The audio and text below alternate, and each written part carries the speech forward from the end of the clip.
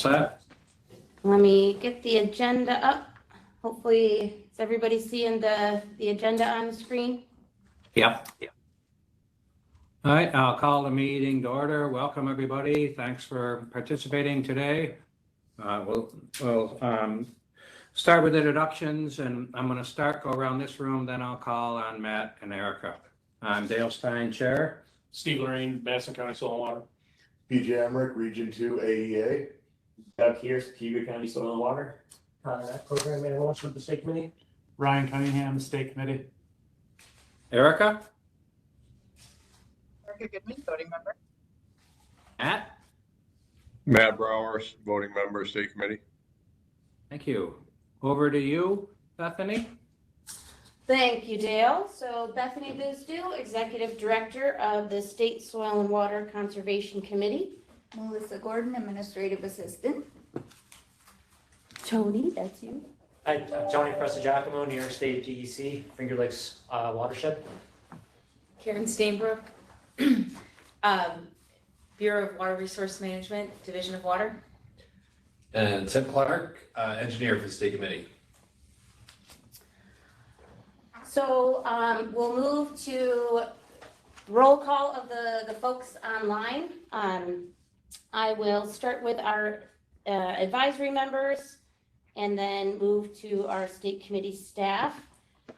Is there anyone joining us with Ag and Markets?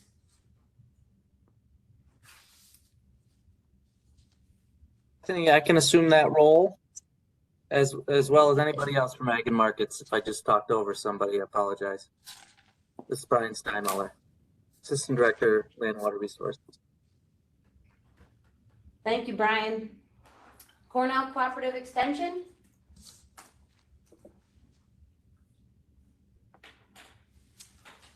Cornell Kales? Yep, Jared's here. Morning, Jared. Good morning. CDEA?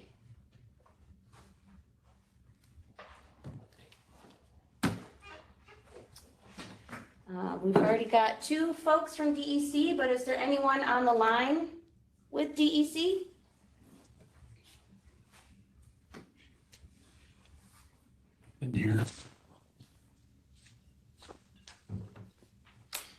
Okay, how about Department of Health? Morning, Bethany. This is Paul. Good morning, Paul. Good morning, Morgan Tarbo here. Good morning. Department of State? Pete Zimmer's on the line. Good morning. How about SUNY ESF? Good morning, this is Steve Shaw. Morning, Steve. And NRCS?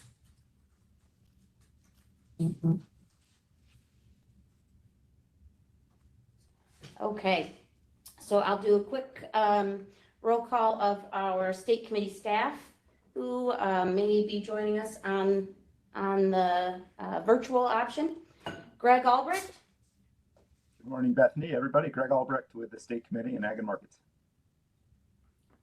Good morning. Jennifer Clifford. Good morning, Jennifer Clifford, CRF Program Manager. Ben Luskin.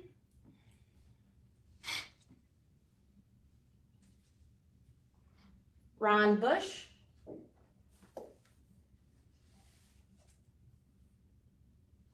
Brendan Jordan.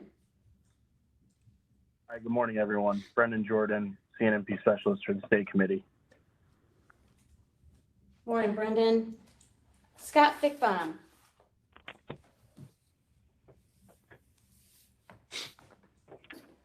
Tim Sheldon, you're not on the line, but you have joined us. Yeah, Tim Sheldon, Excelsior Fellow. Thank you. Victor DiGiacomo. And Lauren Prozorski.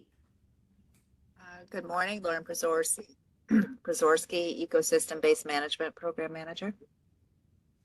Morning. Good morning, Lauren. That concludes all the state committee staff. So I just want to also extend a very warm welcome to all of the soil and water conservation districts on the line, and anyone else who has joined us today for this meeting. Please feel free to put your name and affiliation in the chat for the minutes. Thank you, Dale. Thank you. Thanks, everyone, for participating. Next on our agenda is review and approve minutes. Are there any additions or corrections, anyone?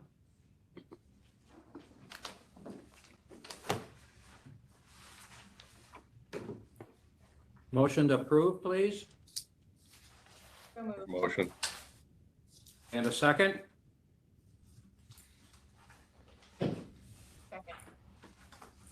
Moved by Matt and seconded by Erica. We'll go to voting. Matt? Yes. Erica? Aye. And I also, aye, approved. Thank you. Staff update, Bethany and Brian?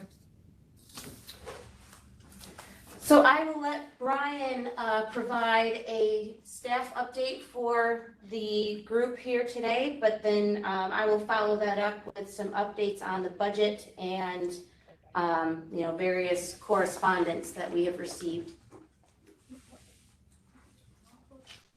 Thank you. Thanks, Bethany. Thanks, everybody. Yeah, I will give a brief staff update for the division. We're still working very hard to fulfill our staff plan, our organizational chart, and we are going to be taking another step toward doing that for soil and water conservation programming, as we were able to put out a job announcement for essentially the item, the job that Greg Albrecht had vacated when he was promoted to principal environmental analyst. So we are seeking an associate environmental analyst that will be able to administer the AIM-based program primarily. Obviously, that program through your leadership has grown leaps and bounds over the last few years into a $10 million plus a year program. So we recognize that we do need staff who would be dedicated to managing that program. The position will also provide valuable technical training and support to conservation districts to further their capacity to implement the AIM program. And this position will also provide overall staff support for the AIM framework. So assisting in the development of AIM tools and resources and at the expansion of those tools and resources into new areas. So we had an excellent response through the New York Helps program. Again, we're able to solicit candidates who meet the qualifications, but the testing requirements, the civil service testing requirements are currently waived. So we've had really great experience with the New York Helps program, being able to bring in a lot of good qualified candidates. And this position, of course, met all of those same expectations.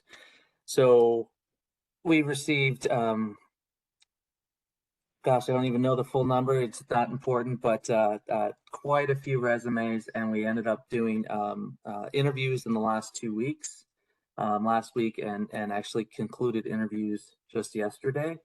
So our hope is that we'll be able to make a recommendation to our Human Resources Office to offer the position. And by the next state committee meeting, we should have either somebody in that position or somebody waiting to transition into it. So this will be really great. It's gonna assist. It's gonna bring us even closer to full speed, as we like to say, in regards to the staffing plan. And I'll continue to bring back updates to the committee routinely as we continue to fill out that staffing plan. Bethany, Greg, anything to add to that? Well said. Thanks, Brian. Thank you.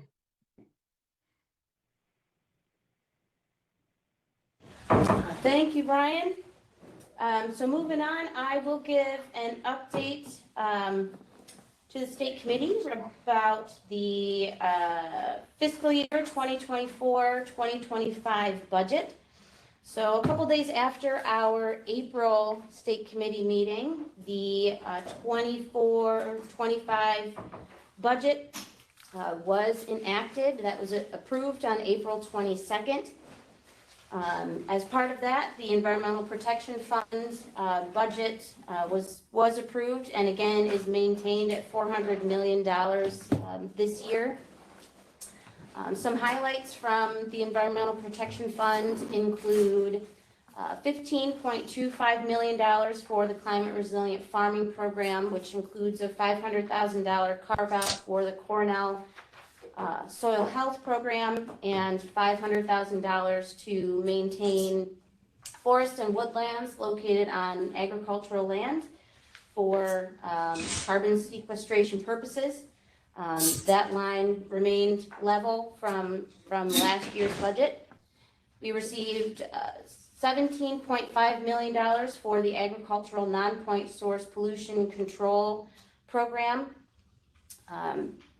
which includes a $500,000 carve-out for the Cornell Cooperative Extension of Suffolk County and $250,000 for Cornell Pest Management. That budget category, although it doesn't seem so on its face, also remained consistent with what we received last year because in this budget in this Environmental Protection Fund budget, one of the carve-outs was removed from the Ag Non-Point Source line. So last year it appeared that seemed like we had $2 million more, but in reality that $2 million was allocated to a carve-out and was removed off the top. So Ag Non-Point Source remains level. $21 million was allocated for the farmland protection line in the EPF, which includes $500,000 for Tug Hill Tomorrow Land Trust and $106,000 for Cornell Land Classification and Master List of Soils. $3.5 million was allocated to the Finger Lakes Lake Ontario Watershed Protection Alliance.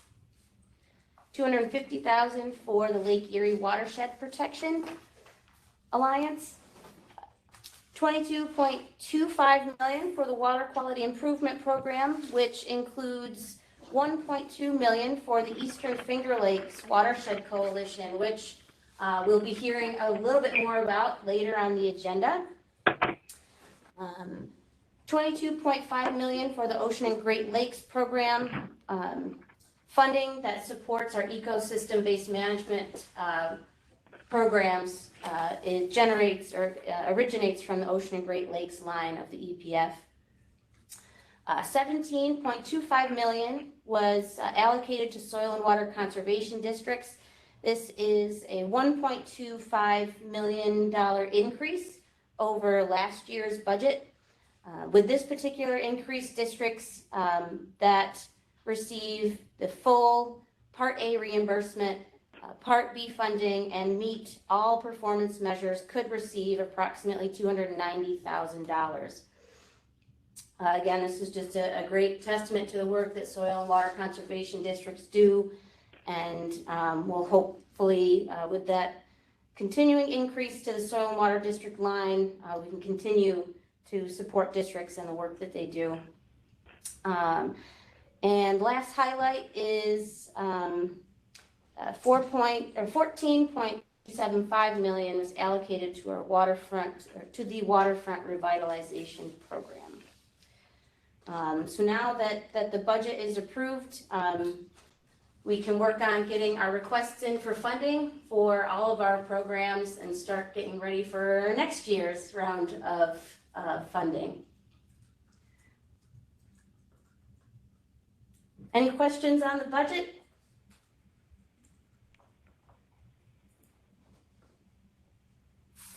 Very good. So moving on, since last month, we've received a few different pieces of correspondence. So I just want to highlight, we received a couple of digital newsletters. First is from the CDEA. We received the April 2024 CDEA news. We received a Conservation Comments Spring newsletter from the New York City Soil and Water Conservation District and the Spring 2024 Ontario County Soil and Water Conservation District newsletter. Those come into us digitally, so we're happy to share them out with our master listserv if the district requests it, or if there's anyone on the line that would like to see any of those newsletters, I'm happy to forward them to you as well. The next piece of correspondence I want to highlight is we received a thank you note from Caitlin Stewart of Hamilton County Soil and Water Conservation District, thanking Victor DiGiacomo, Scott Fickbaum, and Tyler Knapp for delivering a district capacity building presentation to the Hamilton County Soil and Water Board of Directors. Ryan Cunningham was also part of that presentation, and as their Region 4 AEA was able to add onto that presentation with his experience working with the North County districts. So, thank you, Caitlin, for sending that and recognizing the staff, and thank you for the staff for, going on the road and presenting, this capacity building presentation to soil and water conservation districts. Each time we hear that presentation is delivered, we get glowing feedback, and I think the information is appreciated from all the districts that receive it. The next piece of correspondence that we received came to us from Onondaga County Soil and Water Conservation District. And just so I don't mischaracterize anything, I'm going to read the correspondence for the group, and then we can have a follow-up discussion. So a position statement on purchasing equipment, another way to reduce environmental impacts from agriculture, was received on May 20th from Mark Berger, Executive Director of the Onondaga County Soil and Water, and M. McMahon, Chair of the City of Syracuse Skinny-Atlas Lake Watershed Agricultural Program. And I guess before I start reading, I just want to, for the record, let folks know that this was shared with all of the voting members in advance of the meeting. Historically, the Onondaga County Soil and Water Conservation District and/or City of Syracuse Skinny-Atlas Lake Watershed Agricultural Program, i.e. project sponsor, have not purchased equipment assets for farms in our 80 and 30 years in business, respectively. This has been true even though at the start of the Climate Resilient Farming Round 1 grant in 2015, through the New York State Department of Agriculture and Markets, state assistance payments may only be used to cover the lease or purchase of equipment that is directly related to the function of the BMP. Our concern with purchasing equipment is based upon, 1, per New York State Department of Ag and Markets, the project sponsor must require that the landowner and/or operator maintain the practice during the expected lifespan as set forth in the New York State Soil and Water Conservation Committee Agricultural BMP Systems Catalog for nutrient storage and transfer. The lifespan is 10 years, i.e. the district and/or Skinny-Atlas Lake Watershed Ag Program is obligated to ensure this equipment if a farm goes bankrupt and/or the equipment is sold. The district, as project sponsor, should carefully screen applicants before submitting their projects for state funding. We are unsure how to undertake this without or in an appropriate manner. In a conversation with a professional with 30 years selling and servicing manure equipment, there are some variables to take into account.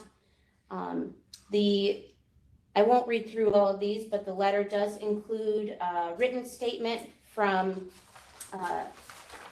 Frank Mutz of the Cazenovia Equipment Company that reflects on the appropriate life expectancy of certain pieces of equipment, specifically manure pumps, manure tanks and spreaders,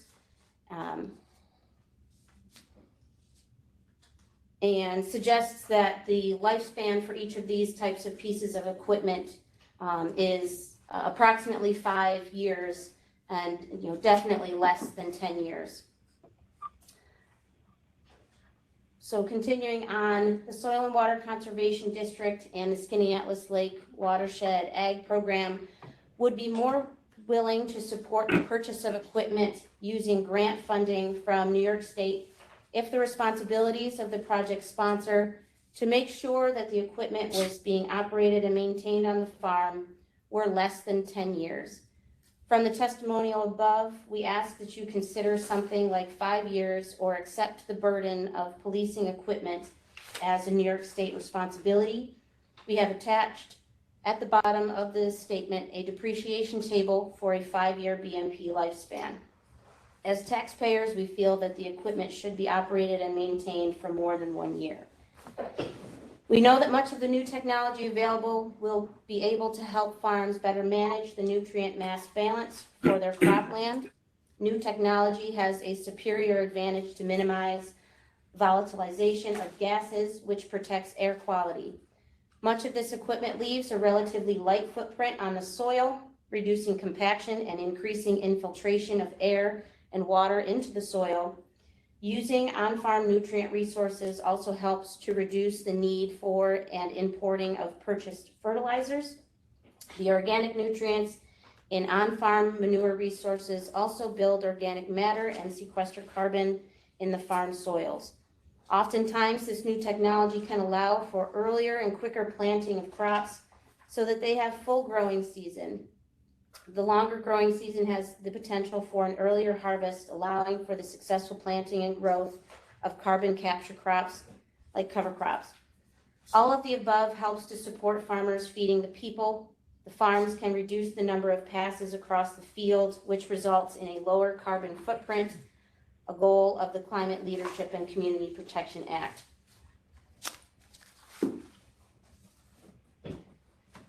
Onondaga Soil and Water Conservation District / the City of Syracuse Skaneateles Lake Watershed Ag Program proposal to consider. We feel that an efficient and effective program would look like this. 1, the grant purchases the first piece or pieces of equipment. 2, the equipment should last or be operated and maintained for 5 years. 3, the operation and maintenance is on the owner / operator. And 4, the future replacements shall be on the owner / operator. Logistical questions for consideration. Would the New York State Department of Ag and Markets take the burden of policing the equipment off soil and water conservation districts, or otherwise give soil and water conservation districts tools to enforce the New York State policy with New York State attorneys as the funding originates from a New York State program? And then the last part of the letter is the 5-year depreciation table that was previously mentioned. So before going into further discussion regarding that correspondence, I do want to note that we have communicated with Onondaga Soil and Water Conservation District to let them know that before presenting this to the state committee today, the staff have worked on developing a question and answer that was recently included in the round 8 climate resilient farming Q&A posting that was, I think, just sent out to districts last week, I believe. So in that posting, the relevant question is question number 20, which we have attempted to clarify the operation and maintenance requirements specific to equipment. So what we have clarified in that document is that for climate resilient farming round 8, equipment life expectancy should be based on the associated NRCS New York practice being implemented. For example, the waste storage and transfer system has a total lifespan of 10 years from the Ag BMP systems catalog, but individual practices associated with the equipment components within the system may have shorter lifespans. For example, pumps, hoses, injection toolbars, and other equipment for a drag hose component would be associated with the NRCS New York Conservation Practice Standard 590 with a 1-year lifespan. Attachment E, the BMP operation and maintenance guidelines, which will be included in the contract template for this program, includes several exceptions to the operation and maintenance requirements when circumstances prevent the landowner from maintaining and operating the BMP.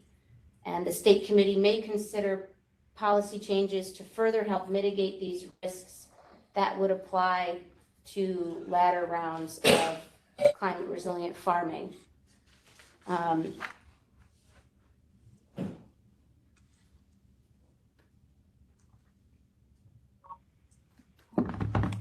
So I think after receiving this correspondence, we took a attempt to address it primarily through the Q&A process for the Climate Resilient Farming Program, particularly because the correspondence specifically highlighted the CRF, and purchasing of equipment has become more normal through the Climate Resilient Farming Program. So we thought it'd be appropriate to try to first address the concerns through the Q&A if the district were considering submitting an application to round 8. But following that, I believe we would also like to propose taking a look at our current operation and maintenance guidance for our programs and update accordingly to account for these new considerations, particularly with equipment for future rounds, not only of CRF, but for our other cost share programs.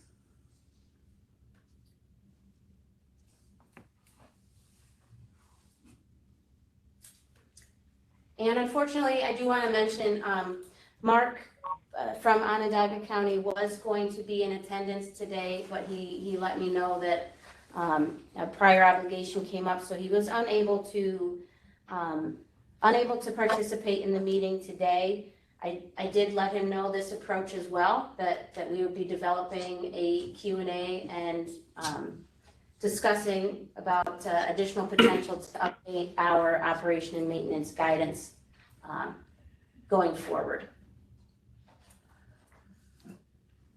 Hey, Bethany. This is not related to the current discussion, but I thought maybe since there's a pause here as a meeting host, I wonder if you could mute the 585 number that ends in a 32.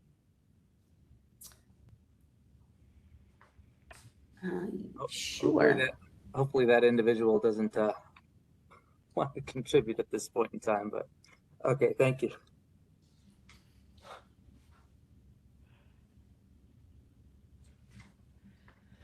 Got it. So Bethany, if I follow you right, they're not required now to have a 10-year lifespan? Correct. So lost my notes. Our current program guidance, and this is for Climate Resilient Farming Program, Ag Non-Point Source, all of our cost share programs really, we require that the best management practices and best management practice systems be operated and maintained for their designated lifespan of the system. Those lifespans are defined in our Ag BMP systems catalog, but are also derived directly from the NRCS New York conservation practice standards. Most of our BMP systems have a 10-year lifespan, like in totality. But remember, our BMP system is, one or more practices that work together with one another to address a resource concern. So some individual practices within that system, may not have a 10-year lifespan, which is, I think, what we tried to clarify in the CRF Q&A. Some components of a waste storage and transfer system may not carry that full 10-year lifespan, but the system as a whole, should be operated and maintained for that entire period.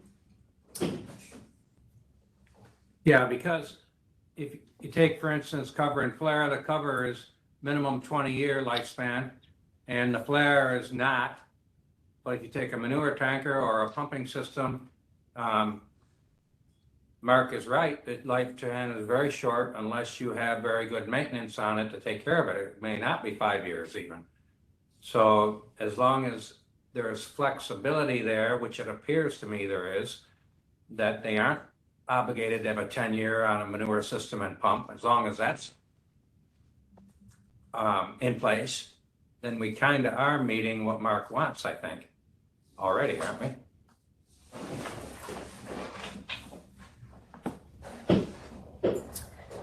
I do think, Dale, this does give the districts flexibility, and I think in the way we answer this question, a supplemental detail would be, the practice may have only an annual lifespan, right? Because it has to be done again the next year's, kind of similar to cover crops in that regard. But the contract may require that the farm implement that practice for a period of years, right? So it's an annual lifespan, but in the contract that has to be for 3 years, for example. Then, obviously the operation and maintenance will not only follow the annual cycle, but also follow the contractual obligations. That being said, it gives the district flexibility to connect the O&M requirement to the right practice standard under that system, as opposed to taking the longest lifespan of the system as a whole. Yeah, I can see that. That definitely needs to be broke out in a manner so that, they're not required to maintain a 20-year manure spreader where they are required to maintain a 20-year cover on a flare. Yeah, definitely. So Brian, this is Steve. I see huge problems with this. And I've talked to Mark extensively about this. If it's a 1-year practice, they can sell it after 1 year. There's nothing we can do about it, unless we have a separate contract that specifies a length of service. And when I do a closeout with the state, the farm's required to have that equipment on site to be seen by state committee staff to finalize closeout.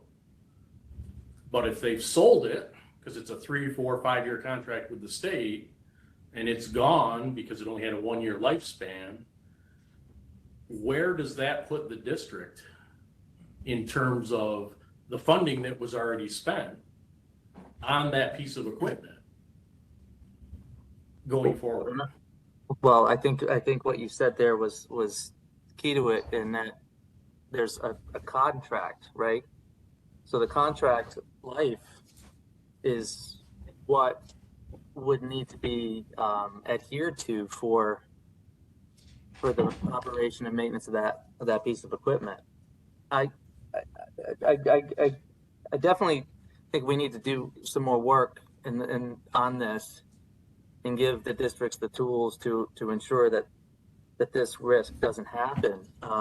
But it's also connected. It's not just the lifespan, like I said before, it's also the contract, right? So if the contract hasn't been closed out yet, the contract has certain requirements in it, then if the farmer sells that piece of equipment before the contract is expired, there's definitely a need to enforce the contract obligation. That means a return of funding to the state. And I know So that does that that puts the return, districts in a particularly awkward spot. And, you know, we, because that return of funding comes from the district to the state, and then the district has to go after the farmer for the money, which puts us in a really bad spot. But if the farmer sells it, I'm assuming he'd be replacing it with something else to accomplish the same need. Would that other piece of equipment then be able to fit? Not necessarily. Yeah. They might decide they don't like it. They might try it and decide they don't like it. Yeah. Sell yeah, it. yeah, buy they don't something like it, they completely different. abandon the practice, then that's, you know, obviously a violation of the contract. I think there's also a bigger, there's certainly, I think, Steve, you hit on it already. There's a bigger picture here too, outside of just this particular risk, right? It's also, you know, just overall, what's the risk of the district as we expand programs and expand offerings, and you know, it takes us all out of comfort zone. How do we support districts in that worst case scenario? Should it come up that there's a violation of the contract, you know, state contract or the district and landowner contract? Basically, the terms need to be reflective of one another so that you've got all the legal tools available to, you know, secure funding in return. It's not unprecedented. It has happened a couple of times in the past, various other types of BMPs, but I get that with equipment, it's a particular risk that might not present itself with other types of practices.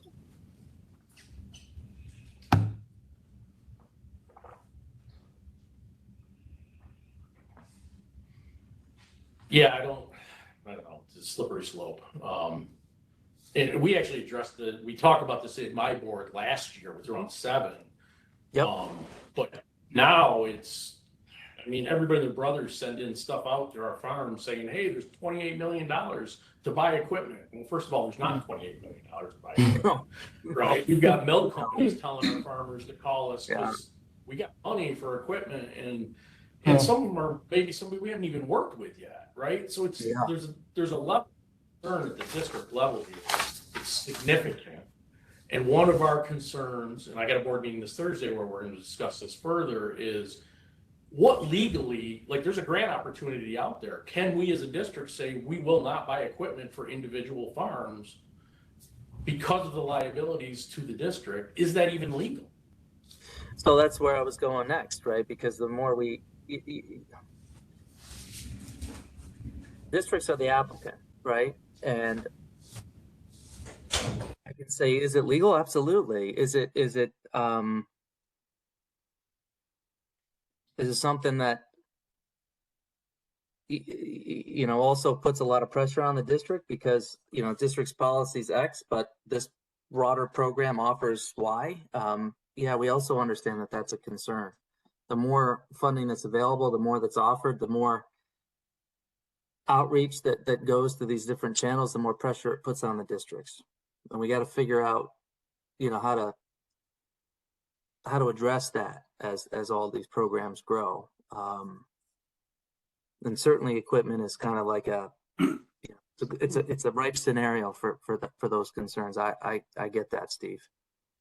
You know, there's other districts that you have to say no because they don't have the capacity. They just don't have the staff resources, and you know that's unfortunate, especially for the farmers in that district. But that's more common a case, you know, than, you know, your district that has the capacity, but, you know, would pass a policy or has a current policy says we don't do this and here's why. You know, yep, the state offers it, but we can't do it. And I don't know that we're there yet. It's just something we're talking about, right? Yeah. And one of the other concerns that board members have is how do we determine who we write that grant for? Say I got 10 people walking the door that want a different piece of equipment, and I can only write one farm to a grant. Right. And if I have time to write 10 grants? Yeah. Probably not. So how do I prioritize without getting myself in trouble, getting my district in trouble, who gets the grant application? Right. Because there's no I mean, we have a prioritization system in-house that we've used for years. It works great, but it has never addressed this equipment stuff. It's something we're gonna have to try and figure out how to incorporate into who we determine gets put in the grant application. Yeah, yeah. You know, adding additional criteria to equipment type grants is also something districts could do. Maybe it's based on cost share, you know, maybe it's based on other factors that, you know, the grant opportunity as a whole allows for that level of flexibility. And I get that it puts a lot of onus on the district, but the district can work within those parameters to set the appropriate policy for who and what and how much and where, really. You know, is it based on key critical watershed factors, or is it a universally positive practice that this equipment, as the letter from Mark indicates, you know, at the end of it was touting all the benefits, the water quality and air benefits to having, you know, this equipment operational on farms. And I think that's obviously why we've moved in this direction and clarified longstanding policy through other programs in this direction. But we do realize that it does put a lot of onus on the districts. And, you know, I commend Mark and you for having that conversation with them and others to bring this to our attention. You know, if things need to be modified and we need to address it differently. You know, we're pretty good at looking around the corners, but from the feedback that you give us, that's how these discussions happen. I just happen to glance over.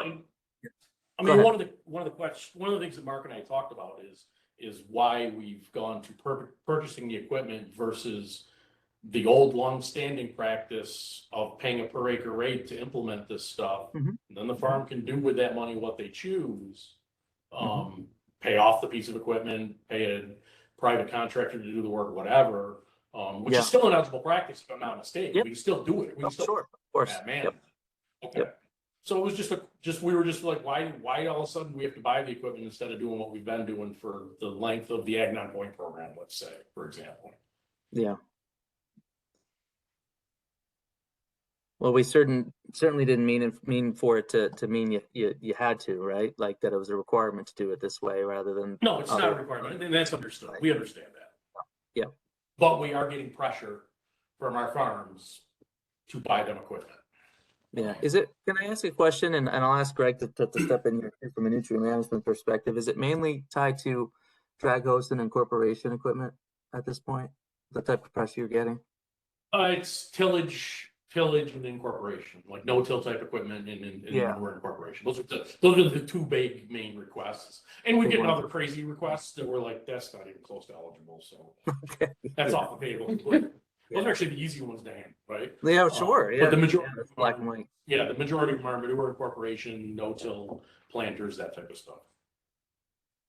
But I could see where Steve points out, he does it with a farm that he well knows and knows the history of the farm and everything and gets that piece of equipment. But somebody comes in from the underserved minority community that he knows nothing about and wants a piece of equipment.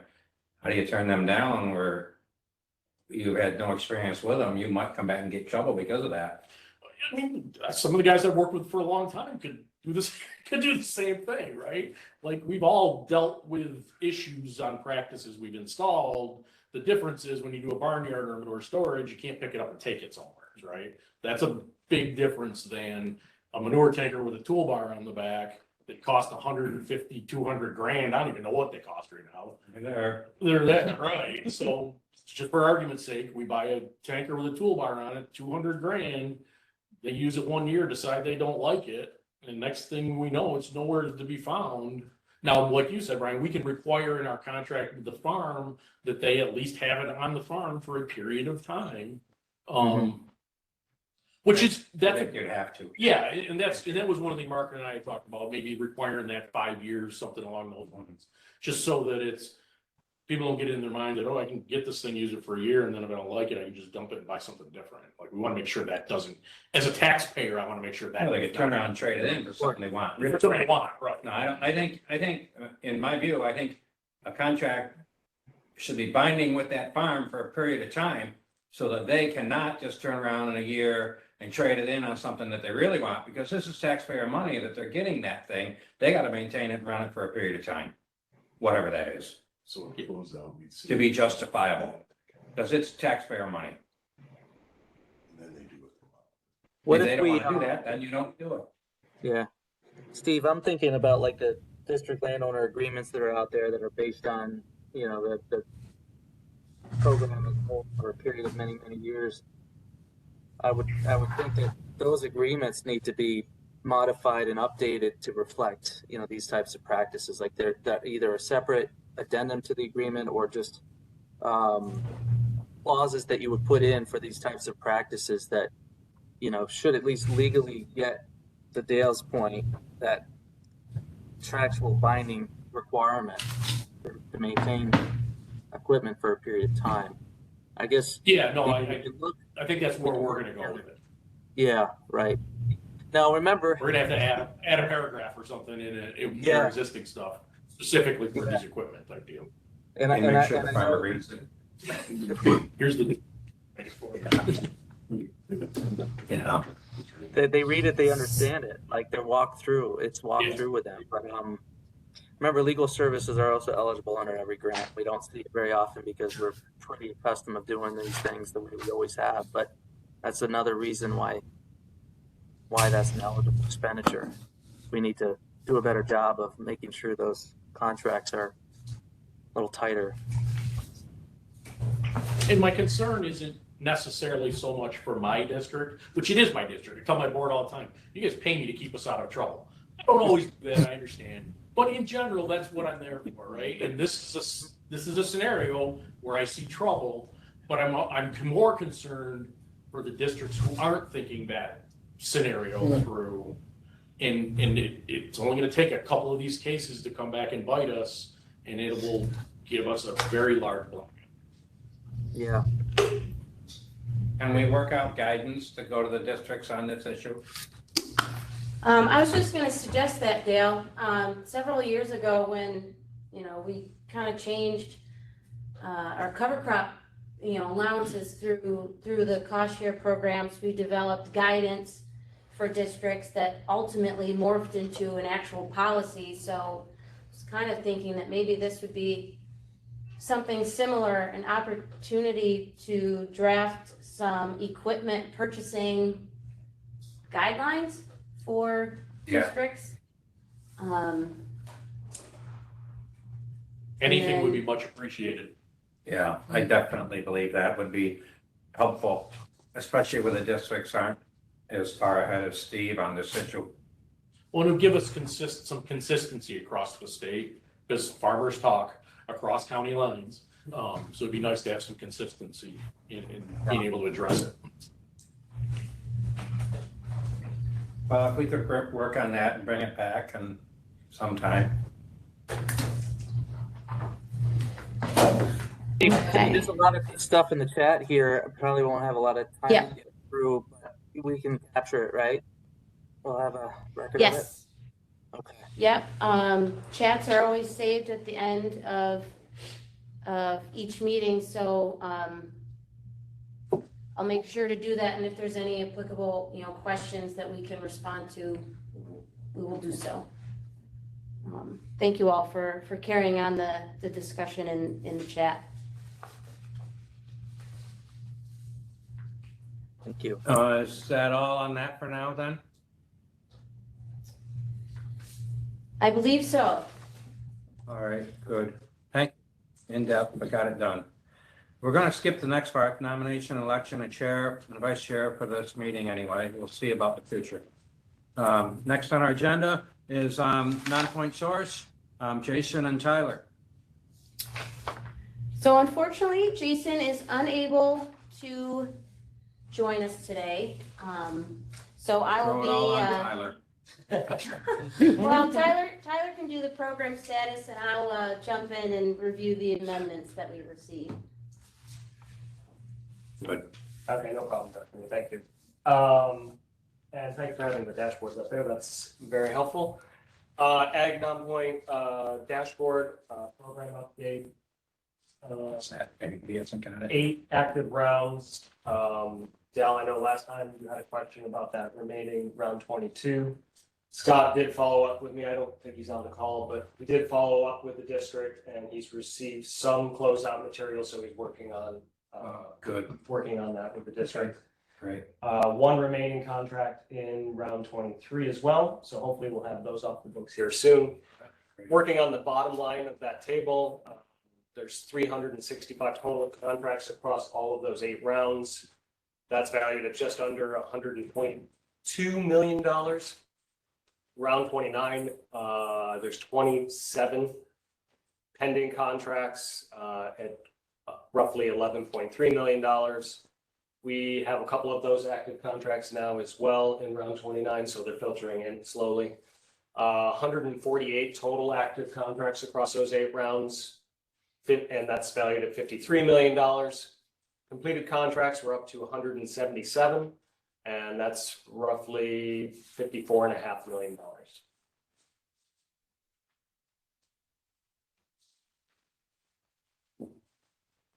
Amendments, or any questions for Tyler, anyone? I'll just add on one more comment. The round 29 contracts are continuing to move, and just as we've been on the line, and a number of them have been sent out to districts for signature. So those are moving, and hopefully we'll get them all fully executed within the next month or so.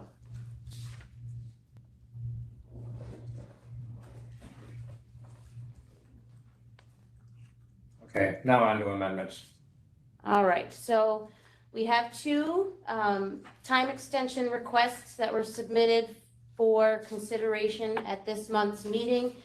The first is from Orleans County Soil and Water for a round 26 contract. The current end date is June 30th of this year, and the district is looking to extend it for 1 year for a new end date of June 30th, 2025. The reason for the request is cited here on the summary report. This amendment is supported by Victor DiGiacomo, Region 1 AEA, but referred to the state committee. Questions, comments, anyone? Motion to approve, please. I'll make a motion. Thank you. And a second? Second. And seconded by Erica. Thank you. We'll go to voting. Matt? Aye. Erica? Aye. And I am also aye. Approved. Thank you. Next one. All right. Next one is from Yates County, also for a round 26 contract. That also expires at the end of June this year. They are looking for an extension to March 2nd of 2026. The reason for the request is cited here on the summary report. This has been reviewed by PJ Emmerich, Region 2 AEA, and referred to the state committee. PJ, do you have any further details you want to add in here? Or did He stepped out. PJ has stepped out for the moment, so he's not available. Questions, comments, anyone? I'm just wondering, it says implementation is planned for late 2024, but they're asking for an extension to March of 2026. When they say implementation, they mean they expect to have everything done by 2024, or they're going to begin work on it? I'm assuming that means beginning. Okay. Looks like there's one farm left who in the application that is planning to do a waste storage facility, which can take some time. So I believe the construction on that has not begun yet. Other farms in the grant have completed their projects. So I believe implementation is going to begin at the latter part of this year. Okay, the practice itself won't actually be in place. Yeah. All right. Being a concrete waste storage, I would doubt it. It'll take a lot to get built. That's what I thought, but it was a Time-wise little, compared to dirt. yeah. Yeah. And the extra year is probably a smart thing, really, or I think they'd be back next year asking for another extension. Any more comments, questions, anyone? Good question, Matt. Motion to approve, please. Moved. Erica moved, second, Second. and Matt seconded. Go to voting. Matt? Aye. Erica? Aye. I can't hear you. Erica? Aye. Aye, thank you. And I will vote aye. Approved, thank you. No others then? Looks like just a Nope, two. that's it. Do you have anything else on Ag Non-Point Source? Anyone, any? If not, we'll go to the CRF. Jennifer and Tyler.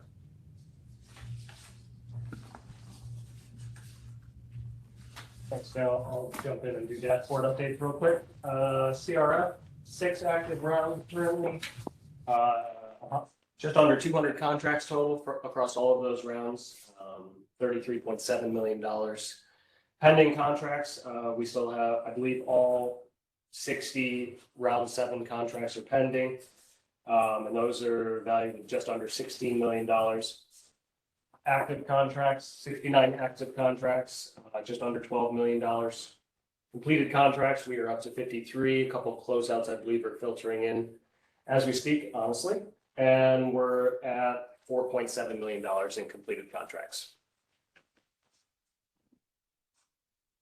Questions, anyone?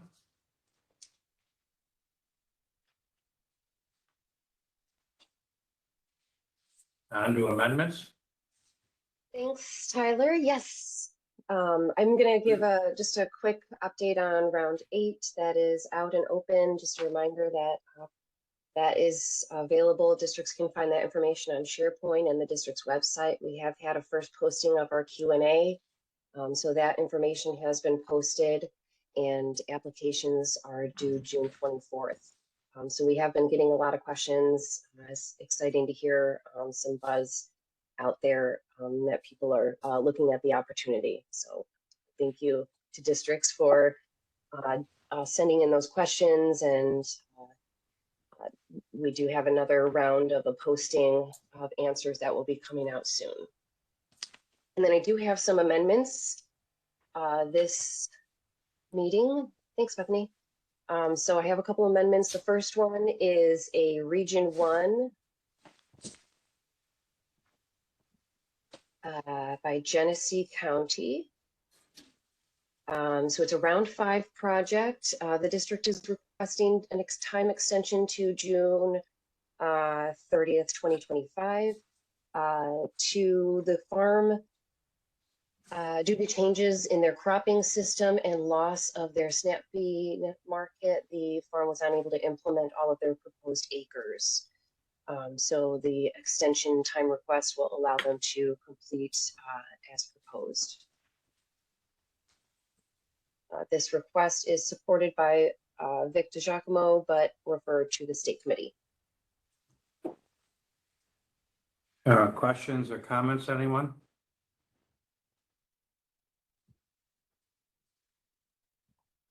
Motion to approve, please. I so move. And a second? Moved and seconded. Go to voting. Matt? Aye. Erica? Aye. And I vote aye also. Approved. Thank you. Next. Great, thank you. So the next one is a Region 2.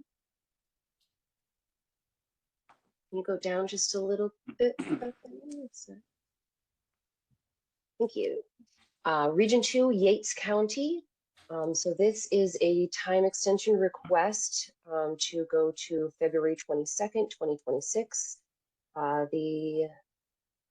This time extension will allow a piece of specialized equipment be replaced to allow for a smaller model that will accommodate a larger variety of vineyards. And this is a piece of equipment that is owned by the district and allows vineyards to reduce pesticide use on vegetation under the vines. The district and farms involved are committed to completing the project within the requested timeframe. Comments, PJ? No, other than appreciate the consideration. Questions, anyone? Motion, please. So moved. And a second? Second. Moved and seconded. We'll go to voting. Matt? Aye. Erica? Aye. And I also vote aye. Approved. Thank you. Next. Thank you. The next one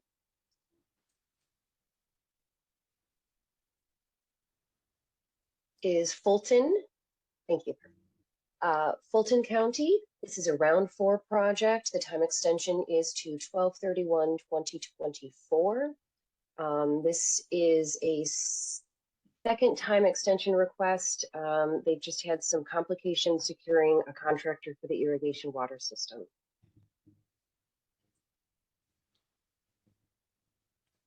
Scott's not on today, so questions, anyone, or comments? Bethany, I don't recall the exact language in the ethics rules. Do I have to recuse myself from this because it's Fulton County? Abstain from voting. Okay. You won't have a quorum to pass it then. So we will, Can we Bring delay that it to back. next month, this one? yes, we'll have to. Yeah, okay. And so We what do can you move pass? this one to next. Go ahead. Oh, nothing. I'm just saying the end date already passed, but I don't think there's a harm in postponing it. Why don't we just postpone this one till next month then?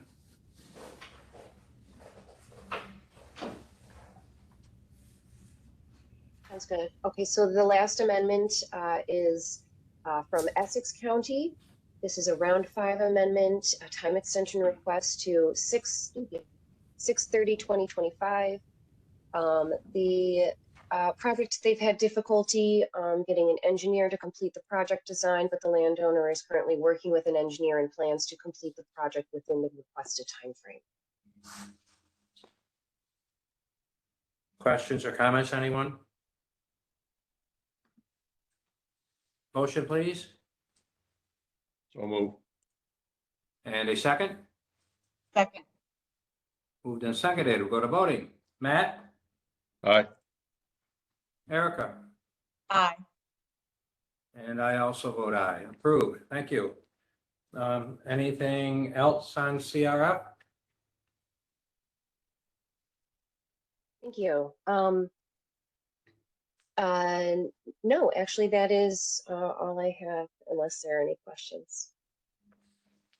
Great. Thank you very much, everyone. Next on our agenda is Eastern Finger Lakes Coalition. Doug? Okay, thank you, Dale. First of all, I want to say good morning to everybody. Thanks for inviting me and having us here to speak to the committee on the Eastern Finger Lakes Coalition. I do want to say that although I'm the one that's giving the presentation, there are 10 other soil and water conservation districts that make up the Eastern Finger Lakes Coalition and have done a lot of work and have a lot of opinion to say as well.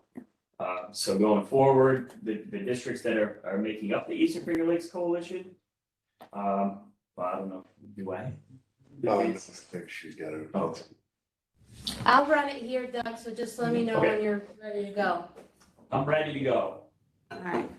Yep, we'll go to the next one. So these are the 11 soil and water conservation districts that are going to make up the Eastern Finger Lakes Coalition. You see it's pretty broad stretching territory, but I will say that even though it's formally being called the Eastern Finger Lakes Coalition, a lot of us districts, as you guys know, we've been working together for years since the history of districts. So we're just more or less consolidating it at this point.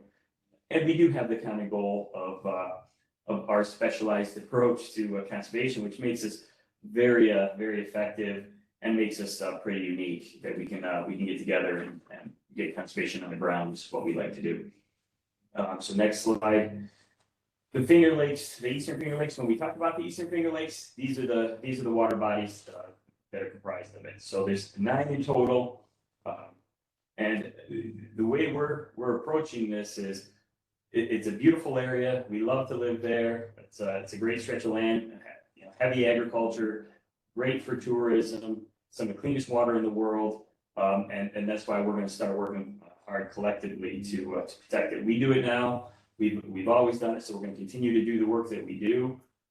There's no other groups like the Soil and Water Conservation Districts, and I know I'm preaching to the choir a little bit. They can work seamlessly at the local and the regional level while also working in the public sector and the private sector. So we're pretty proud of that, working towards our conservation goals. And once again, maintaining our flexibility to work independently as our individual soil and water conservation districts with the work that we're already doing in these 9 watersheds, but also working cooperatively to get a lot of work done. We share a lot of similarities, so we're gonna continue to work together just under the Eastern Finger Lakes Coalition broader name. So next slide. Why did we suddenly choose now, right? And we look at this slide here. The purpose that we signed the MOU between the districts is to provide that mechanism for the member districts to just cooperatively implement conservation and improve the natural resources throughout all of our watersheds. There's a lot of focus on nutrient loading into water bodies. And we've been at the forefront of it, a lot of the conversations, we've been a lot of meetings. So we're going to keep doing what we do, working hard. It's just maybe this combined broader coalition approach is going to help us move the needle a little bit faster. I'm looking at this slide here, that's Owasco Lake. And the Soil and Water Conservation District in Cuba County, our staff took that picture in September of 2017. And we've seen it in a lot of different presentations. I mean, that's a scary picture. And it's something that we're battling all the time to try to keep from happening all over the place and getting worse. So next slide. So the justification for the creation. So with our MOU, we've been, I guess, soil and water conservation districts have been around for, since the 1940s. So, why now, right? Why in 2024, 80 years later, are we deciding to do it? A lot of it is the time is right. And we can look at it and say, well, there's a need to address non-point sources of pollution. That's been around for a long time. So we're going to continue that goal, that mission as a group to forward our overall mission. We're looking at the conservation natural resources, land uses. They're used for a lot of different things across all the watersheds. Owasco is different than Cuba, which is different than Seneca, which is different than Cuca. They're similar, yet we all have that local connection that we want to maintain, but also strengthen. Not working towards anything new. We've been working together for a long time. With the availability of funding that's out there right now, you guys have been great at having programs like CRF and Ag Now Point, and then the state DEC has WQIP, and there's a lot of funding out there that we could really take advantage of. We see the $1.2 million in the EPF. That's going to be a great start for us to get rolling. So why not try to take advantage of some of these programs on a collective basis? We like to think outside the lines. While I'm focused, just like any other soil and water district on the call here, we focus on our county certainly, but we know that there's impacts from all the other counties as well coming in. So if we can have this coalition talking together, meeting regularly to come up with goals and solutions, that's what we're going to shoot for. And ultimately, what we'd like to do is have it streamlined. If we have this coalition and the state, which we've been working great with Ag and Markets and the DEC, if they start to funnel some non-competitive funding. I mean, we talk about Ag Now Point, CRF, and QIP, and those are all competitive proposals. You guys see the numbers every year where there's millions of dollars asked for that just aren't funded. We know the need is there. Working through the AIM program and our other contacts, working with municipalities, we know the need is out there. So we know the state wants to start solving these some of these problems as well. We want to be the mechanism for the state to be able to get us money, and we can put it where it's needed on the ground. through our MOUs and do it streamlined, a lot faster. Obviously, non-competitive funding would be able to hit the ground a lot faster than going through the regular grant process. So that'd be a good thing as well. So moving forward, so the expected benefits. There's a lot of benefits we think to having a coalition formed. Certainly, obtain consistent funding. We saw that first shot in the arm with the EPF to plan, but also we're going to need some implementation dollars as well. Get some BMPs on the ground. Planning is important. Oftentimes we think about BMPs and getting them on the ground, Well, there's a whole process that goes on before something can, the first excavator can show up on site, or the fence post pounder, or anything. So we want some funding as well, and that's what we're working towards to do some planning, and maybe we can do some collective planning as a group, work with each other a little tighter. We're good at identifying problems, and we plan them, then we want to implement them. Districts, we're very proud in our efforts to be able to get conservation on the ground efficiently and effectively. Once you get through our programs, we have those contacts, our municipal contacts. A lot of time my presentation is going to be talking about ag, because that's what's in my realm, but we also want to remember that we're dealing with non-ag side of things as well. So when you look at districts, and we work in the public sector and the private sector, we have a lot of certifications. We have a lot of highly technical, skilled people that go to trainings, that communicate, that talk, that go to different meetings, to pick up on a lot of stuff, that are out in the field getting your boots dirty regularly. You learn a lot actually doing things that way. So we have the Certified Professionals in Erosion Sediment Control, the New York State Erosion Sediment Control Program, CCAs, CNMPs, other really good specialists that we have out there. Why not share those resources a little easier? We're very proud of it. We work hard to maintain those certifications and to obtain them. So let's use them for the best, and let's show the state what we can do. Strengthen and enhance the district's ability to implement it. Locally led is that bullet point right there. I mean, we all work at a local level. A lot of stuff happens regionally and at a broader scale, but locally we have to be able to respond and react to situations that occur. I could be getting hit with a significant storm just in the northern part of my county, and it could be bone dry at my office 10 miles away. I mean, the storms that we're seeing nowadays, they're significant. They require a lot of flexibility to be able to react and react quickly in certain areas, and that's what we're hoping to do. And then obviously we want to keep protecting and promoting water quality protection enhancement through planning, implementation, and outreach of voluntary conservation measures. There's a lot of talk about mandating things and rules and regulations, and we still find that voluntary conservation gets a lot of work done, and we don't see a need to necessarily change those procedures, but there's a lot of framework already in place that we're going to take advantage of through the framework, especially for AIM for the ag side. So we want to work with municipalities, we want to work with farms, we want to work with everybody we can to let people see the world through our eyes and try to get conservation on the ground. So next slide, we'll get into some examples here of common practices. You guys sit in on a lot of these meetings, you're familiar with a lot of the work, but there's always more we can be doing. So I mentioned before that we're dealing with a lot of different areas between non-agricultural, agricultural, and education and outreach. So when we want to talk about the non-agricultural part, we have the established relationships already with municipalities. Many of us conservation districts already participate in things like the highway superintendent meetings, where we can share ideas, where they can come to us with ideas. Municipal officials are reaching out to us all the time. So we have that non-agricultural component, especially in the areas that have MS4s and to deal with the stormwater practices, stream banks, with all these the heavy rains and storms that we're getting. A lot of phone calls coming in. I mean, unfortunately, nowadays, people aren't going to TikTok to look at the soil erosion and drainage concerns, or YouTube. It's just not as exciting. So there's a lot of that historical information or things that people used to know when it came to drainage. Don't build in a floodplain, that unfortunately has gotten away from our society.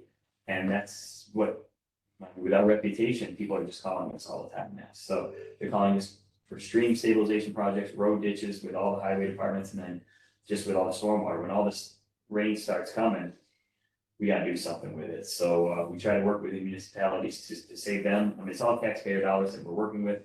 So if they can do things efficiently, then we can help them out.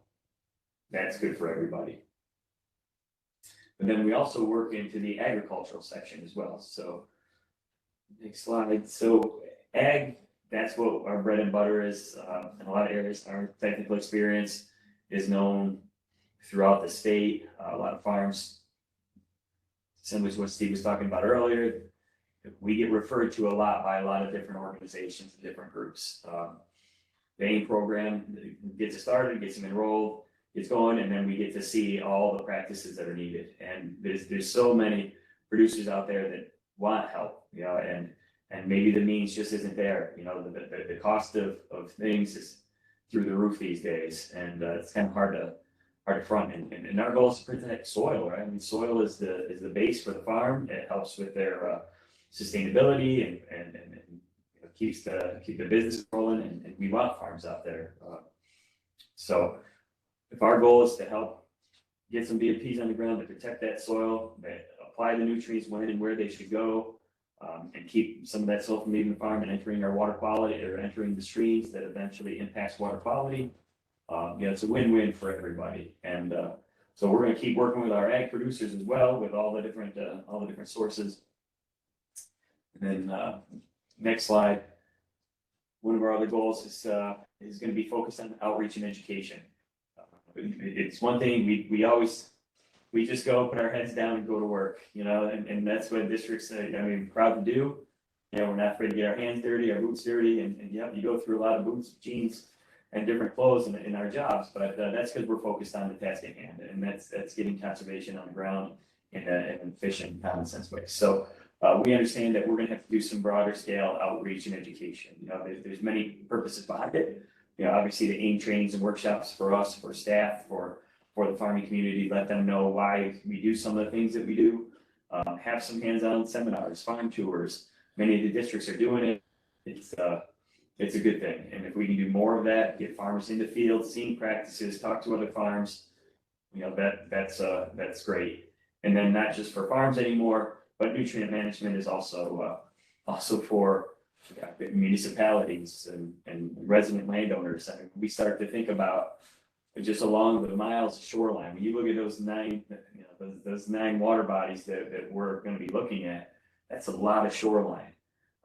And there's a lot of chemicals that can be applied on lawns. So we want to make sure that nutrient management along the immediate areas are taken care of. We want to make sure that highway departments are trained up.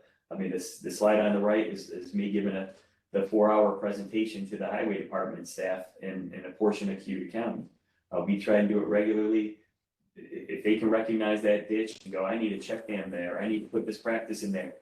Sure, they call us for some assistance, and then they go at it on their own, and then just have us back maybe to make sure they're doing it right and then spaced appropriately with a little TA. So we want to cover the whole gamut of reaching out to people and getting conservation on their minds as well. So, you know, we're a pretty diverse organization. You know, that's what makes us a go-to agency for a lot of these practices, because we do cross the whole broad spectrum throughout the Eastern Finger Lakes. So where are we going to go next? So the next steps for the coalition, we just found out through the EPF budget about the 1.2 million. That's exciting. That's great news. We're hoping that leads to some other good things coming down the line. Yeah, we're going to work on a scope of work that we can do with the state. Obviously, with any funding that comes through, we're going to have to deal with contracts. And then we've been having a lot of discussion about staff. We'd like to keep it local. We feel that that's important for our own individual identities, but also for be able to react. So if we can boost our own staff up and provide the support that when those phones, when the phone rings, we have people to answer it, to go out, put eyeballs on things, start the planning process and everything. And then we'll need a coordinator to overlook that. So we've been talking about that position and job spec for that. Obviously, if there's some assistance that we'd be able to find for engineering, that's another key area that we've talked about and how to handle it. We know there's a a statewide seemingly shortage of engineers that can do some of the ag projects, but you know, if we had some engineers within the area that can work with us, that'd be great. And then we want some, you know, we'd be looking for some dedicated funding to help implement the practices. It's great to get all these plans, but it'd be a shame if they just sit on the shelf. So if we can work with our partner agencies and find maybe some broader reaching pots of funding, you know, whether it's to the federal level or else, you know, other areas, then let's look into that too.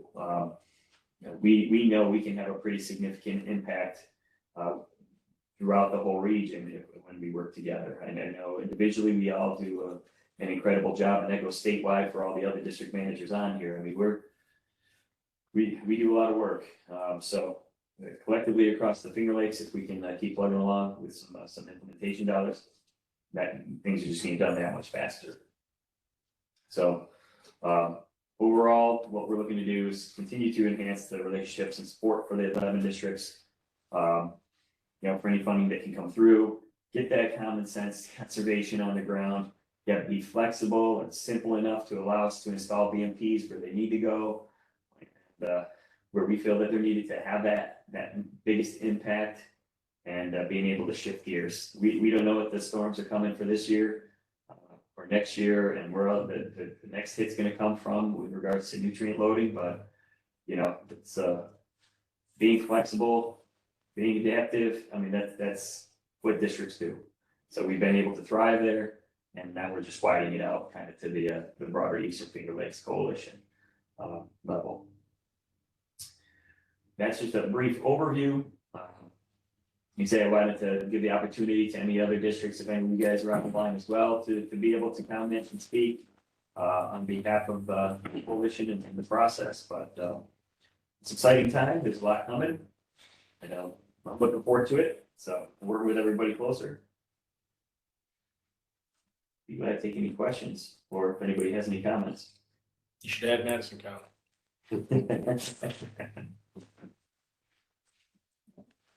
Bethany, the questions, comments for Doug, anyone? I don't have any questions, but just Want to to read the kind of follow up. resolution? Well, real quick, I just want to follow up on you know, Doug's recognition of the districts on the line.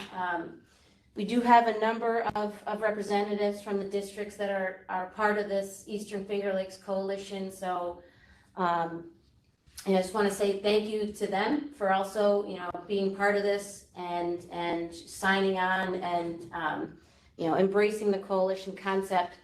But I also want to give our partners at DEC, Karen Stainbrook and Tony Prestigiacomo, who were pretty instrumental in being part of getting this coalition established. So if I want to give you guys an opportunity, if you would like to say a few words as well. Thanks. I really didn't prepare anything, so I don't know. My words will be very few, I guess.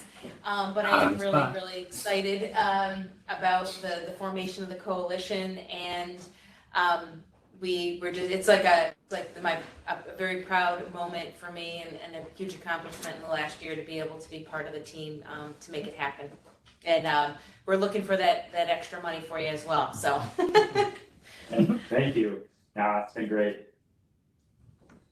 Tony? Oh, I'll just kind of echo those sentiments from Karen, and just looking forward to kind of getting over the hurdle, getting set up and really start, you know, moving the money to get more boots on the ground. And yeah, exciting times. Updates coming later this week, I think, on some of those paperwork hurdles done. So be on the lookout for those. Baby steps, right? Yeah. And also want to recognize PJ Emmerich, who was our state committee staff representative that participated in a lot of the preliminary meetings with the districts and DEC, and you know, served as state committee representative in getting the coalition up and running, I guess. Yeah, it's been a great team actually working together with PJ and Karen and Tony and the districts. It's really gone very well together. Absolutely. And if I could just layer in as well on behalf of Ag and Markets, I mean, we're just so completely thrilled for the districts in the region, the prospect to do even more great work together as a team, commitment to working together. Some of those 1+1=3 type of things, right? Like districts working together. There's so much that can be done, and with the support of local district boards and communities and state agencies, just absolutely thrilled to see this get over the finish line late last year, and to have it also supported in this year's EPF. So really, really great, good stuff. Thank you to all the districts on the line, those that couldn't make it. And thank you, Doug, for your leadership. It's extremely important. It takes that level of leadership to make sure that a good idea gets planned, designed, and implemented.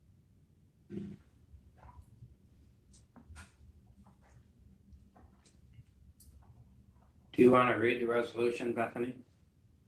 Yes, I do. So I guess the second part of this, and I have mentioned this at past state committee meetings, I wanted to develop a resolution that would be considered by the state committee voting members to acknowledge and support the establishment of the Eastern Finger Lakes Coalition. So, Resolution 2024-01 acknowledge the creation of a Soil and Water Conservation District-led watershed coalition and support for the Conservation District membership. Whereas the Eastern Finger Lakes Coalition, or EFLC, of conservation districts has been established to provide a mechanism for the conservation districts to cooperatively implement conservation and improve natural resources on public and private lands within the Eastern Finger Lakes watershed.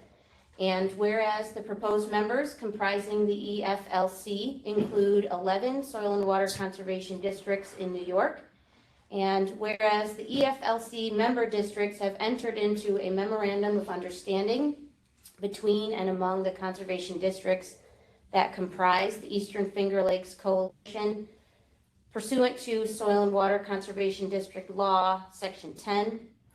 And whereas the Soil and Water Conservation Districts within the Eastern Finger Lakes Coalition seek to address non-point source pollution within the watershed. And whereas the MOU will support all appropriate local, state, and federal watershed and water quality efforts that are consistent with the work of conservation districts. And whereas the Eastern Finger Lakes Coalition will seek and obtain funding to cover the costs associated with staff capacity and BMP implementation efforts.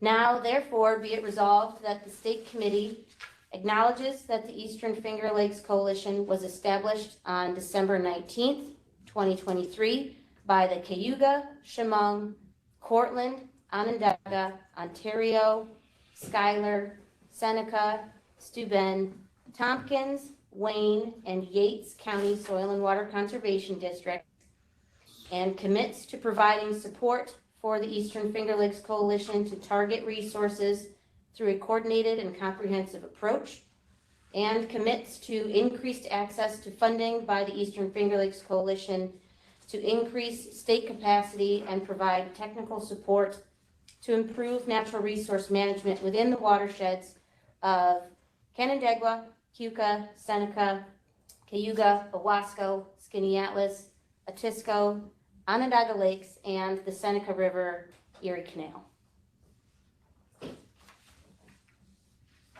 Any discussion, anyone?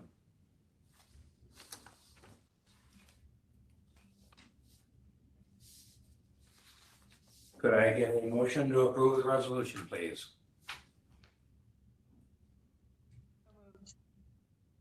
And a second? Second. We'll go to voting. Erica? Matt? Aye. And I vote aye also. Approved. Thank you, everyone. Now your real work begins.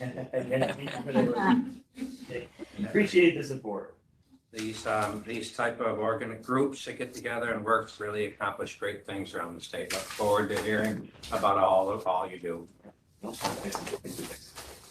And I just, before we move on to the next agenda item, I think it's worth mentioning that perhaps State Committee / Ag and Markets and DEC might be working on a joint press release. Yes. To even more formally announce that this group is established and out there and already doing great work. So more to come. Thank you. Next on our agenda is the DEC volunteer monitoring programs. Yes, so we have Elena Onion joining us, who will be giving us a short presentation on the volunteer monitoring programs. Thank you for joining. Can you hear me okay? Yes. Good. Hi, Karen and Tony. Hey, Elena. Can you guys see my slide? Yep. Okay. Okay, so thanks for the opportunity to introduce volunteer monitoring in our New York State DEC monitoring and assessment section. My name is Elena Onion, and I coordinate volunteer monitoring programs at the DEC. So water quality monitoring at DEC is mandated by Clean Water Act Section 104 and Environmental Conservation Law Article 17. Both of these require the state to maintain and operate a surveillance system. And I like that because I imagine a security guard in a security room when I think about that. And it's for the purpose of detecting changes in water quality for better or for worse. Of course, the surveillance system has had to be nimble as new threats have emerged, and this is a summary from a review article by Steve Carpenter in 2011. Initially, we were focused on nutrient loading, but as you can see now, there are many more threats to water quality that deserve our attention. So volunteer monitoring has been a component of our monitoring programs since the start of DEC, and I'm happy to introduce them to you today. Our oldest program is CSLAP, so Citizen Statewide Lake Assessment Program, or Volunteer Lake Monitoring Program, which is mandated by the 1972 Environmental Conservation Law. Although this is our oldest program, the participants have primarily been lakeshore landowners, and we're expanding this focus this year with our 2024 Environmental Justice and DAC pilot. I apologize, there seems to be some kind of timer that's moving slides for me. I'm also excited to introduce our newest team member. Anna Bishop is an intern who has signed on to help us with this EJ DAC pilot. So it's kind of cool, this is her first day.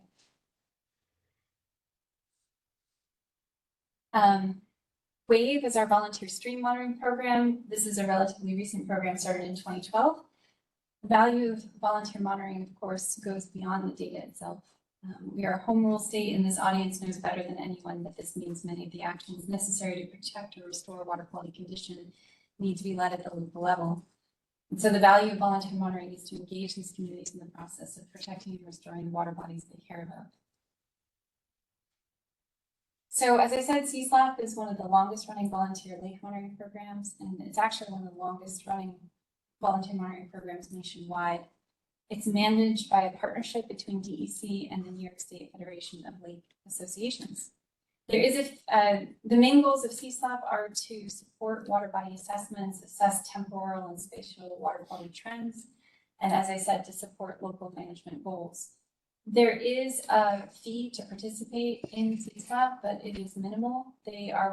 Members are required to pay the municipal membership fee, which this year is $150. And all other expenses are covered by New York State DEC. And if the lake serves an environmental justice or disadvantaged community population, then participation is completely free. A little more detail about the parameters monitored by CSLAP. So we are looking at trophic parameters.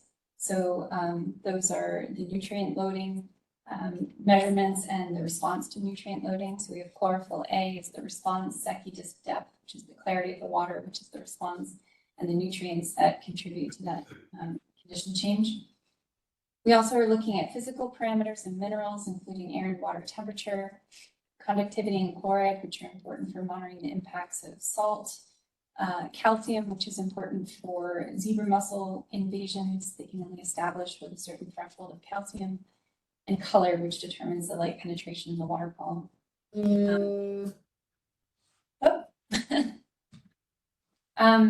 Finally, our volunteers report on harmful algal blooms. So a little more on harmful algal blooms.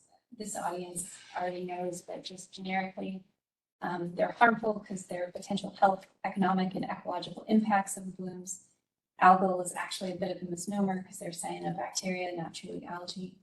And blooms are dense concentrations that are visible to the naked eye.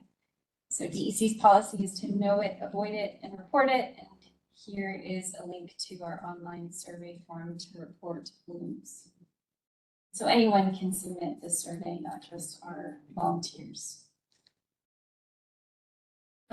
So I'd like to introduce our 2024 pilot for PIJA DAC engagement.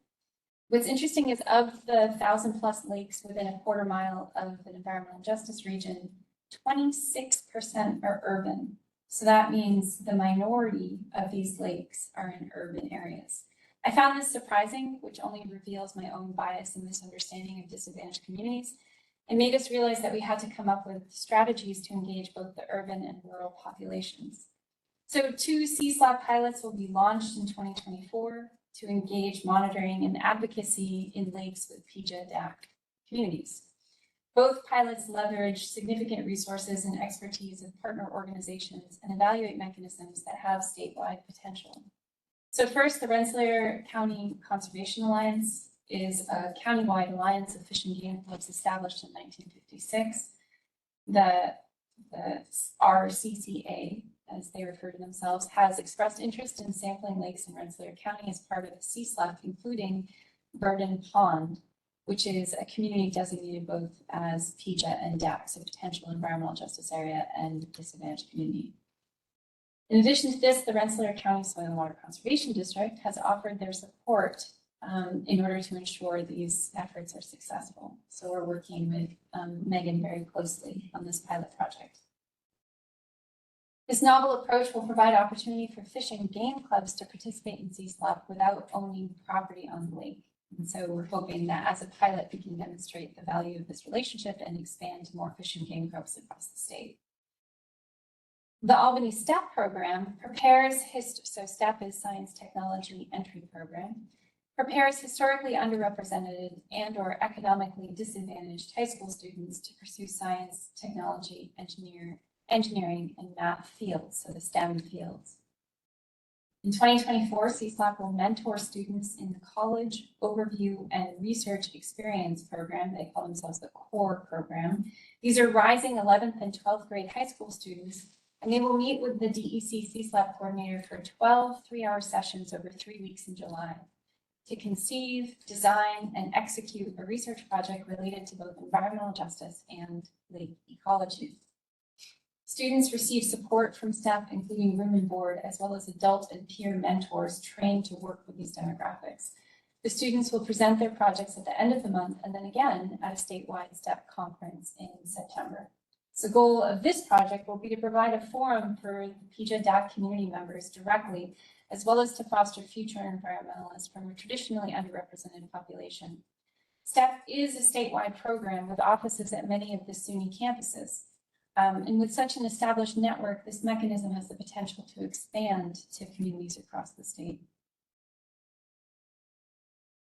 I want to highlight all the lakes in New York State that are within a quarter mile of PIJA DAC communities, so potential environmental justice and disadvantaged communities. This URL will bring you to the Google Maps so you can explore it yourself if you so desire. And we are committed to being an inclusive program and are receptive to suggestions. So please take a moment to explore this map on your own and share your knowledge of and or lived experience with disadvantaged communities in your watershed. Now for WAVE. WAVE stands for Water Assessments by Volunteer Evaluators. It's our volunteer stream monitoring program. And this program has been ongoing since 2012 and is open to anyone with very little effort compared to CSLAP. All the tools you need are online. The training sessions are online, equipment request forms are online, and the recommended sampling locations are also online. To access these tools, forgive me, I find it's easiest to recommend that you just Google search DEC and WAVE because giving you the URL is a long string. But that'll take you to our homepage where all these resources are available. A little more about the WAVE method. Volunteers start by kicking a substrate of a riffle habitat and collect dislodged sample material into their WAVE net. Again, equipment are available to borrow. They search the sample for aquatic macroinvertebrates, those water bugs, and preserve one example of each bug type they find in a voucher collection. We at the professional DEC staff identify the animals in the voucher collection to the level of family and sometimes genus. If there are 6 or more sensitive animals, we call these the most wanted, then it is categorized as our healthiest stream condition. These results from our healthiest waters are used to update water body inventory assessments directly. On the other side, if there are 4 or more of our more tolerant animals, we call these the least wanted, then it is categorized in our poorest condition category. And these stream sites are prioritized for professional follow-up to confirm impairment. So it does require a follow-up, but we're able to go to 10% of our samples every year are WAVE follow-up sites. So it's a real response. The major difference between WAVE and CSLOP is that anyone can independently participate and collect meaningful data through WAVE. However, another major difference is that the WAVE method really only identifies the extreme, the very good and the very bad. And you can see there's this gray area in between that last column at the bottom where we really can't make any conclusions. So it doesn't resolve it at that fine level. So that's my brief introduction to the volunteer monitoring programs at DEC. And with that, I'm happy to open it up to questions. And thank you so much. Go ahead. Oh, sorry, go ahead. Thank you so much for the presentation and for reaching out to ask for a little bit of time on the agenda. I think it was a really great addition. I wonder if you could talk a little bit more about how all the data from these various programs will be incorporated into the water body assessments. Sure. One of our main cost share programs that we administer is our Ag Non-Point source, and it relies heavily on the priority water body list to prioritize projects. So it's very relevant, and I was wondering if you could talk a little bit more about that. Sure. So the volunteer lake monitoring, our CSLAP program, that's used equivalent to our own professional monitoring. And so it directly feeds into the assessments that you described.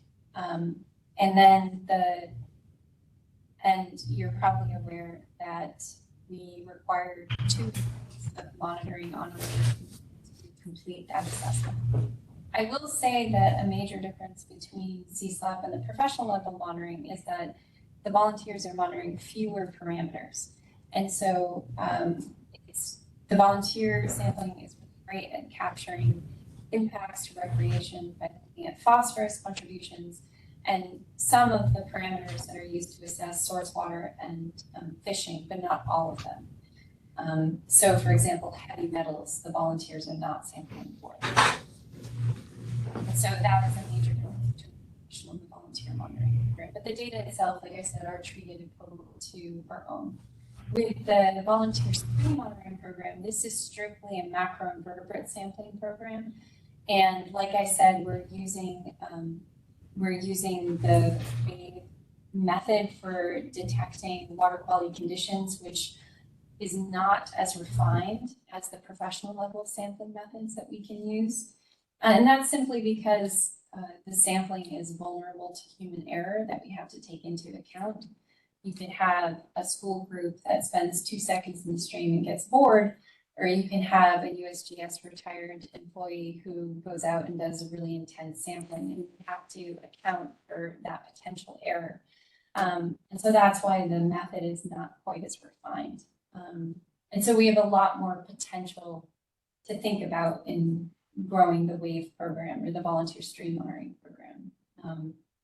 Does that answer your question? Oh, and I guess I will just reemphasize that the data are used. So the high quality streams, those data are used directly to update the water body inventory assessments. But of course, high quality assessments won't result in a PWL listing, which is what you were asking, right? That's only for our impaired waters. So the really poor quality streams, the WAVE samples are used to prioritize our own professional sampling. But like I said, there is a real response where 10% of our samples are going back to WAVE sites. Does that answer your question? Yes, I believe so. Thank you very much. Great. Okay, thank you. Thank you for coming today and presenting to us. We haven't heard from DEC in a while, and this definitely helps. I was curious on, as a farmer, on what the volunteer program entailed. Appreciate you coming today. Good. And if you work with any fish and game clubs who you think might be interested in participating in CSLAP, please let me know, because that is an area we're very interested in expanding into. That's a good area. Elena, this is Brian Steinmuller with Ag and Markets, and thank you so much for your presentation. I had a question as well, thinking about, the school right down the road here that's right on the banks of the Hudson River and tributaries abound. If a school has like an environmental science club or wants to start one, and this would be a really great project like WAVE, how would they go about, setting that up?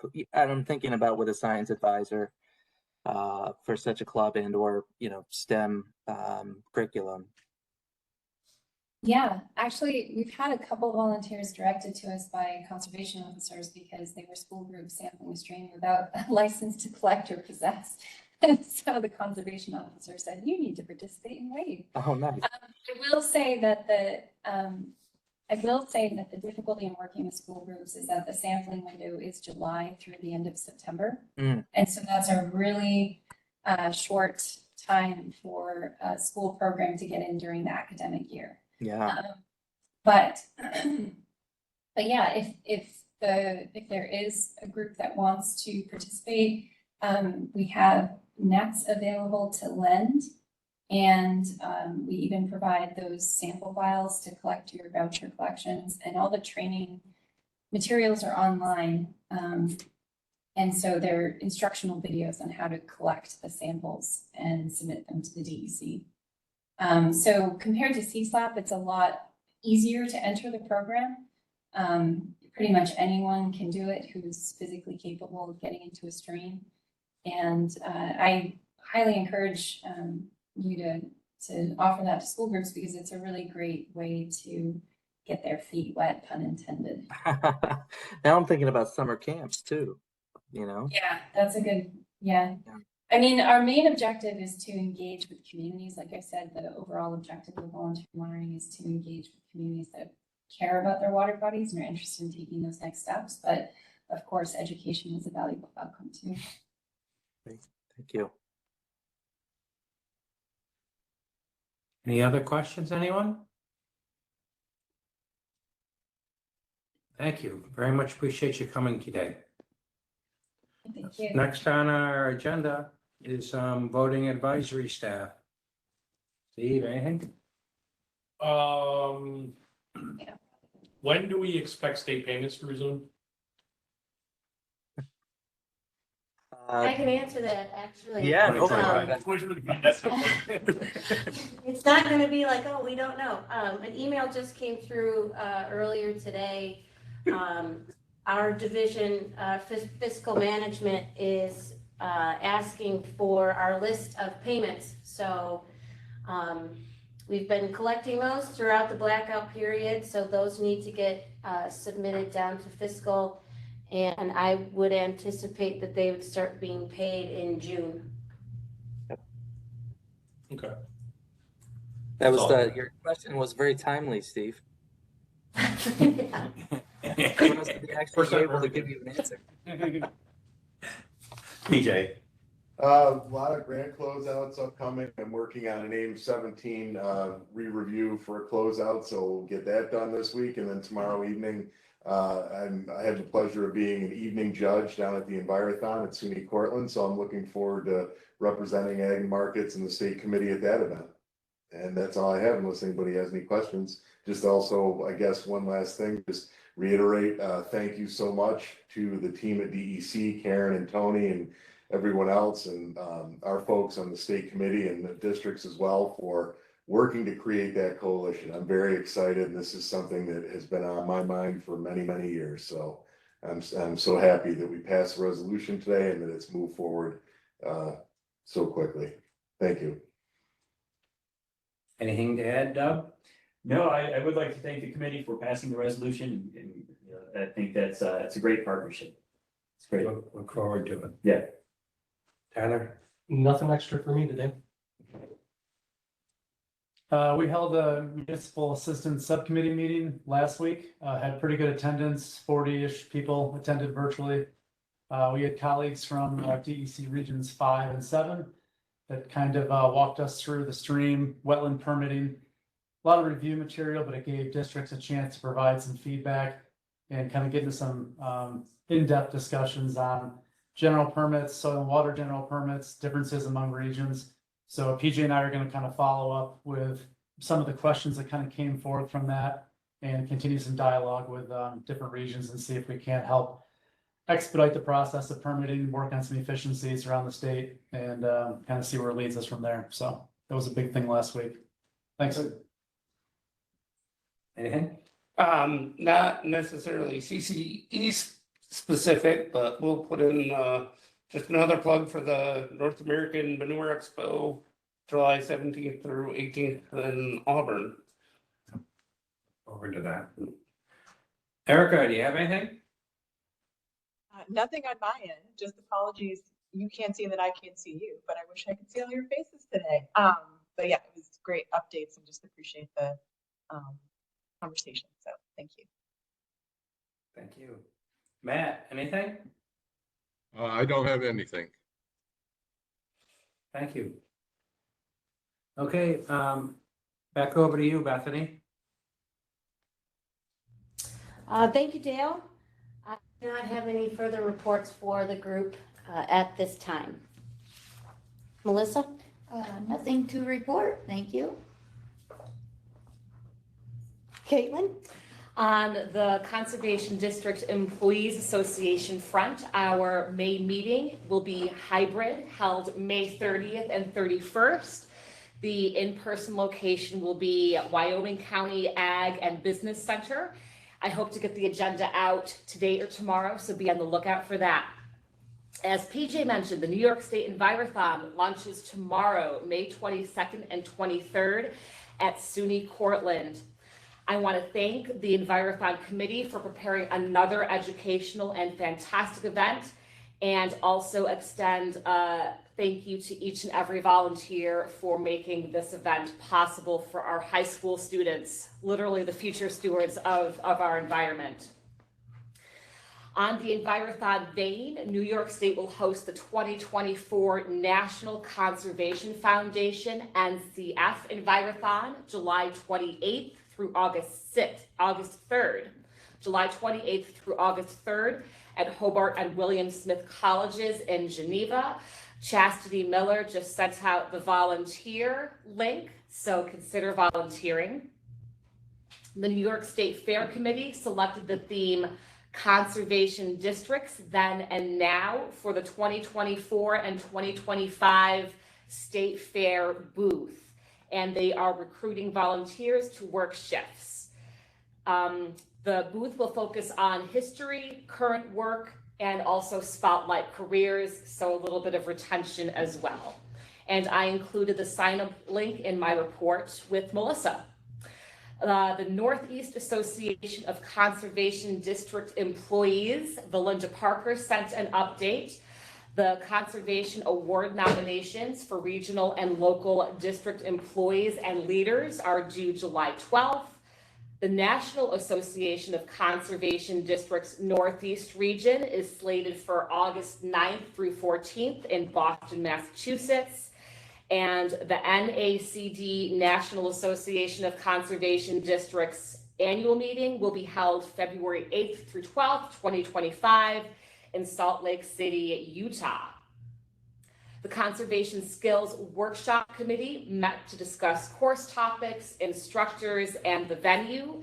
Save the date for September 23rd through 26th, 2024.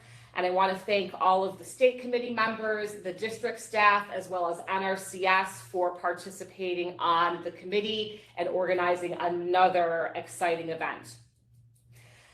I emailed Mr. Cavazos, who's in the Municipal Assistance Unit for Civil Service, explaining some challenges that districts are facing. Things like updating the pool of testing questions, possibly transitioning to training and experience-based tests like some of the state committee titles are able to do, and addressing the long length of time that it takes exams to be held for conservation districts. I've heard some districts have been waiting 10 years for exams. So I emailed him twice and have not yet heard back, but I'll keep everyone posted. And finally, as Bethany mentioned, our April CDEA newsletter is available, and I have a hard copy here. I want to highlight Ronnie Raindrop, who is in his very suave Eclipse glasses. That's all for me, Bethany. Thanks, Caitlin. Just I guess a quick question. The state fair, I think that's really neat. I know I've heard you guys talking about wanting to theme it about district careers and that. Do you often get a lot of requests and have that discussions at the state fair with people? Absolutely. I love working the booth. Shameless plug. If districts are on the line, sign up. It's awesome. You get a free t-shirt and you see all walks of life at the fair. Last year, I noted I spoke with probably 15 college age students who had no idea what a conservation district was. I believe Wayne County made a really great careers in conservation brochure that people can hand out. Yes, it's a huge draw. It's a huge draw. Great question. Cool. Thank you. You're welcome. Thank you. Tony, anything else you would like to share today? No, nothing else from me. Thank you. Thank you. Nothing Karen? for me. Thank you. Tim? Nothing to report. And the other Tim stepped out for a moment, so I'll go to folks on the line. Start with advisory members. Ag and Markets, Brian, do you have any report today to share? Just that the Ag Protection Unit is extremely busy with all things renewable energy and energy transmission and farmland protection. And there's so much going on that I'm just scratching the surface of. But I was thinking that maybe Bethany, you and I could work together for some time in the next few months, next quarter, maybe an Ag Protection type presentation to the committee, and tying it and connecting it to the district work and what they're facing might be appropriate. Sounds like a great idea. Awesome. Thank you. And just thank you. Excellent meeting today. Presentations, discussion. It was just, yeah, great. Thank you. Thank you. Cornell Kales. Jared, or I think I saw Brian on. Hey, Bethany, thanks. Nothing to really report. I guess just excited to see how the Eastern Finger Lakes Coalition gets going and all the projects that that may happen through that mechanism.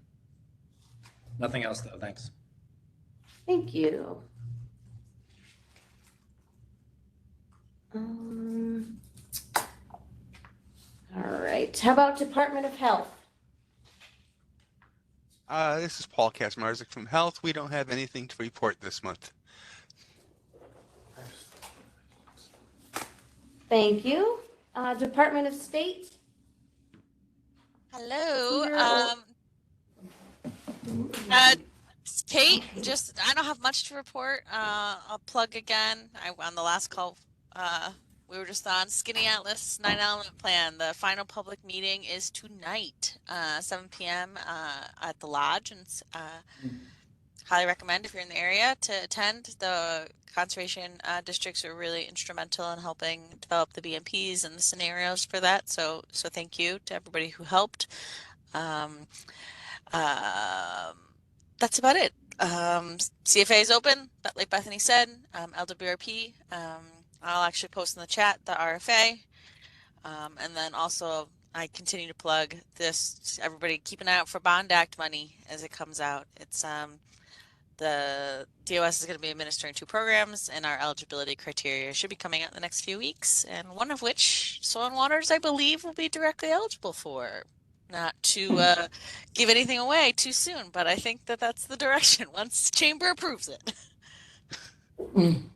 That's really great news, Kate. And as that gets further along in development, I would love it if you would put together a presentation and share it at a future state committee meeting.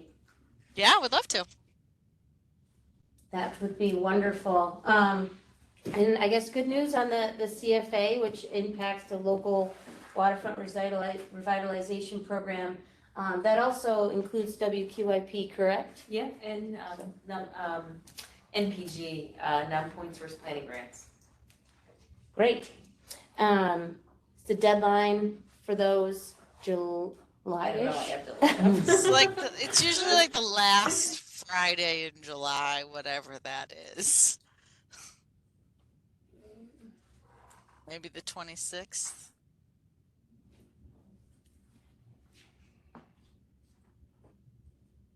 Oh, I lied. Applications are due the July 31st, 4 p.m. Don't wait till the 31st. Don't wait till the 31st. The portal always crashes.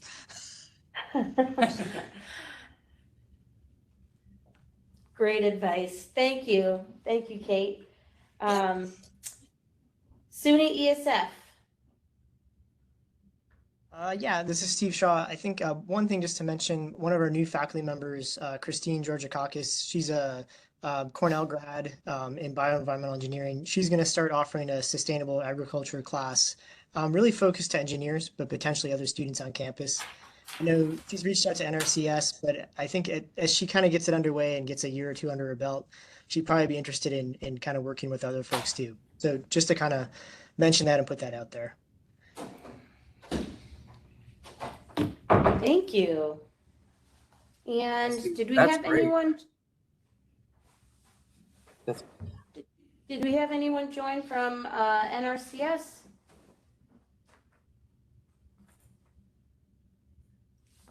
Okay. So I'll just hit some of the staff on the line. Greg, do you have an update today? Bethany, everybody, thanks. Yeah, a couple things. We are fortunate, thanks to the hard work of farms and small water districts, 8 really awesome AEM Leopold Conservation Award nominations for 2024 from all across the state. So that's exciting, and the judges that are partners and sponsors of the AIM LCA Award will be getting together here in the first part of June to have a challenging selection process, given the legacy of conservation work for those 8 farms and partnering districts. A couple AIM base updates. Like Brian said, we're really looking forward to another challenging selection process for the AIM base coordinator, filling that position soon. In the meantime, I'm holding down the details on that, and districts have put in a really great slate of AIM 18 Tier 4 implementation projects. All but a few have been approved and on their way. AIM 18 has all but 2 of the 53 contracts executed, and most districts have submitted payments. So it's really excellent that the payment blackout period is ending, and we can fulfill those requests for payments. And we're nearing wrap up on AIM 17 closeouts with a handful of those remaining with details and revisions there. So great work, and looking forward to all the things that come out of AIM 18. We don't have a full tally of the Tier 4 projects, but they're already well north of the number that we've had for 16 and 17, which is sort of proportional and responsive to the extra funding that's been available for AIM 18 in those Tier 4 implementation projects. So thanks to the regional coordinators for all their hard work in that, and the districts as well. That's all, Bethany. Thanks. Thank you, Greg. Jennifer, do you have any additional items to report today? I do not have anything additional. Thank you, Bethany. Thank you. Brendan. Thank you, Bethany. Nothing to report at this time. Thank you. Oh, he left again. I was going to give Tim another opportunity. It was fun. Lauren Przeworski. Maybe she hopped off. Okay. So that concludes the SWCC staff reports. Amanda Barber, I did see that you had a hand raised, but you also posted in the chat. Looks like the State Envirothon is still looking for some volunteers tomorrow. So if anyone is available and can clear your schedule to make the trip to SUNY Cortland, it would be much appreciated. Anything further to add on that, Amanda?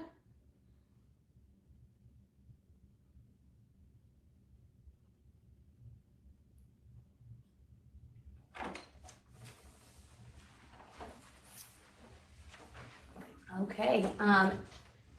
If there's any other conservation district on the line that would like to share a report, please feel free to come off of mute.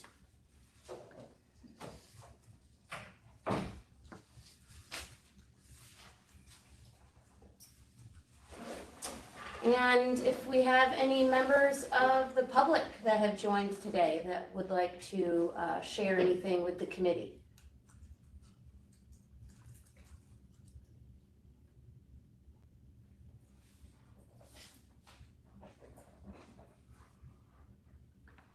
All right, I think that concludes our report section, Dale. Thanks, Bethany. Next meeting date would be a regular scheduled one would be June 18th. Matt, Erica, what do you think? That's fine with me. Looks good for me too, Dale. Okay. Sound all right, Bethany? Yes, let's plan on that date, and I will follow up with Darren and Scott accordingly. Great. All right. Well, thank you everyone for participating today. Anything else anyone wants to add or say before we adjourn?